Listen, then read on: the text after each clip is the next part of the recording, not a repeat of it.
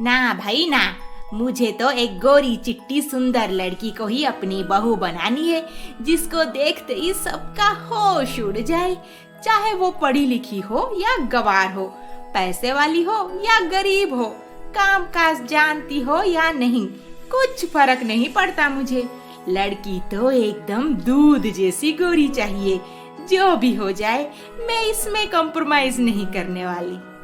अच्छा, मैं ढूंढ के बताता हूँ आपको। रोहन की माँ की डिमांड के हिसाब से पायल ही सबसे बेहतर रिश्ता था, इसीलिए उसका फोटो देखते ही रोहन की माँ तुरंत राजी हो गई शादी के लिए। फिर रोहन की शादी हो जाती है पायल के साथ। फिर एक दिन, बहू, अरे ओ बहू, कुछ खाना वाना बनाओगी या नहीं?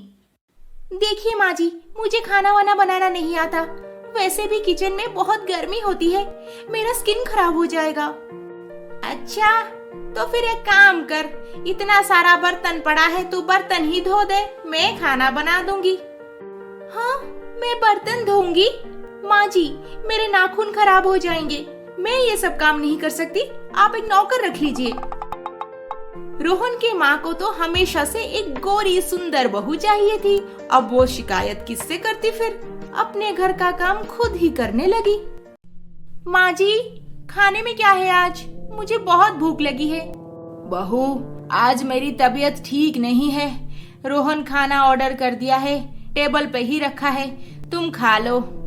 ओह वाओ, आज कुछ डिफरेंट खाने को मिलेगा। बहू, बाथरूम में सबका कपड़ा पड़ा है, तुम खाना खाने के बाद धूप में डाल देना। माँ जी, मैं धूप में जाऊंगी? मेरा स्किन का हालत क्या होगा आपको समझ में आ रहा है कुछ? नहीं नहीं, मैं ये सब नहीं कर सकती। अपनी गोरी सुंदर बहू की ऐसी बुरी हरकतें देखकर रोहन के माँ को आए दिन एक एक नया सबक मिल रहा था।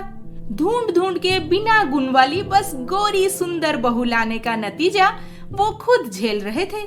फिर एक दिन, माँ, इस महीने के खर्चे के लिए ये पैसे रखो और ध्यान रहे आपकी गोरी बहू की काली नजर ना पड़े इस पे।